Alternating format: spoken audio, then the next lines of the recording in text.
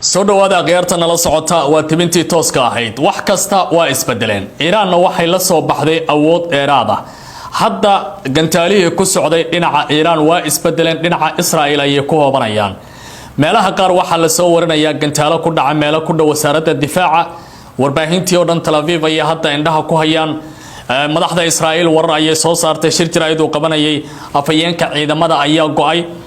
madaxweynaha wadanka Iiraan Mas'uud Basashkian waa hanjabay waxa uu yiri cidda baroora doonta anaga maaha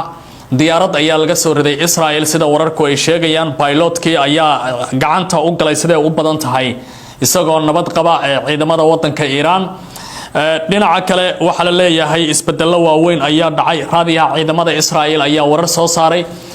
dhaqdhaqaaqii socodka magaalooyinka Israa'iil waa la joojiyay dadka godad ayay galeen sida hadda wararku ay tilmaamayaan maxaa ka taagan guud ahaanba bariga dhexe Faransiiska ayaa hadlay oo yiri annaga waxaan diyaar u nahay haddii Israa'iil ay xaaladda ku xumaato inaan dagaal ka soo galno Mareykanku waxa uu leeyahay annaga diyaar uma nahay dagaal qaybna kama nahay dagaalada socda mana rabna Iiraan inaan weerar ku qaadno haddaba maxaa soo kordhay adan ogeyn arrimahaasi ayaan si kooban u dulmaraya soo dhawaada mar kale hadda oo aan idila hadlayo qaybo kamida Israa'iil waxa ku soconaya gantaalo xoogan sidaas waxa ku waramay wargeyska DAG Ahranut waxa sidoo kale qabanaya kaamirooyinka telefishinka Al Jazeera ayaa meel walba haya waxa la arkayaa gantaalihii oo raxan u socda oo hawada Tel Aviv iyo meelo kala duwan maraya waxana dadku ay leeyihiin xaaladda hadda isla eg ayay noqotay talaabadani waxa ay bilaabatay markii madaxweynaha dalka Ruushka Vladimir Putin uu telefoonada kula hadlay Mas'uud Basashkian sidoo kalena uu si adag ula hadlay ninka la yiraahdo Benjamin Netanyahu oo ah ra'iisul wasaaraha Israa'iil macadda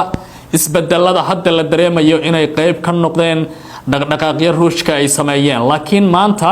aqalka Kremlinka waxa uu tilmaamay sida ay wax u socdaan in aanu raali ka ahayn uu soo dhaweyneen sida la socoteen madax badan oo Iiraani ah ayaa la dilay waxa sidoo kale shir jiraayad qabtay oo goor dhaweyd warbaahinta hortooda yimid Ayatollah Ali Khamenei oo ah murshidka ugu sareeya dawladda Iiraan waxa uu yiri waad adkaysateen shacabkaygu si adkaysta wax badan ayaa idin farxad gelin doona hadii aad saako dhan madaxeena uu hoos u laalaaday markii uu inta yiri kadib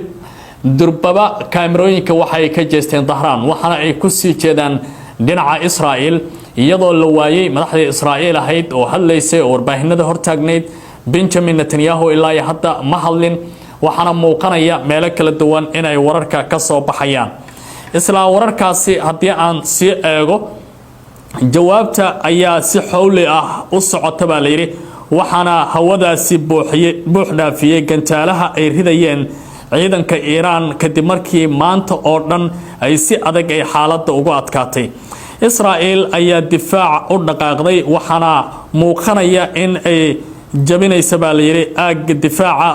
birta ah ee gantaalaha ay tuurayaan waayeen marka la yiraahdo Iiraan waxay u muuqdaan aag difaaca birta ah ee Iron Dome-ka ee loo yaqaan inay jabinayaan inta la og yahay ilaa iyo hadda wararkan waa isbedelaya intaan edit-ka sameynayno in ka badan 150 gantaalo ay soo rideen baa la yiri Iiraan oo plastic ah ayaa lagu garaacayaa ilaa iyo dhowr iyo 10 meel oo kamida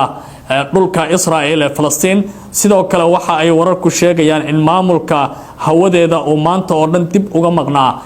Iiraan ay hadda soo codsatay kadib markii gantaalaheeda difaaca hawada